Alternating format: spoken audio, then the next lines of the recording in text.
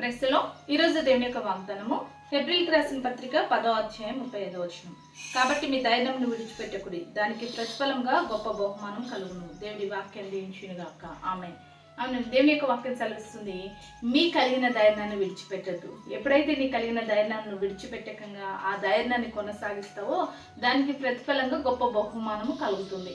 నిజమే, నువ్వు ఎదుర్కొంటున్న ప్రతి విషయంలో, ప్రతి శ్రమలు కావచ్చు, సమస్యలు కావచ్చు, శోధన కావచ్చు, బలహీనత కావచ్చు, అది ఎలాంటి స్థితి అయినా కావచ్చు, కానీ ధైర్యంతో ఇప్పటిదాకా ముందుకు వెళ్ళావు.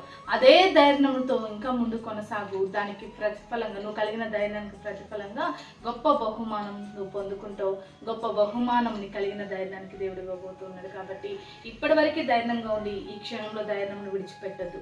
ఇక మీదట కూడా నీ కలిగిన ధైర్యాన్ని కొనసాగించు. దేవుడిచ్చే విజయమును బహుమానం పొందుకో. అటు రీతిగా దేవుడు నిన్ను అన్ని విషయాల్లో ధైర్యపరిచి ఇంకా ముందుకు కొనసాగించి గొప్ప బహుమానాల చేత నేను దేవుడు దీవించునుగాక. ఆమేన్. ప్రార్థన చేసుకుందామండి. సకల ఆశీర్వాదాల కారణభూతమైన మా ప్రియ పరలోక తండ్రి, ఒక ప్రార్థనలు ఎదురుస్తున్న ప్రతి బిడ్డని జ్ఞాపకం చేసుకోండి.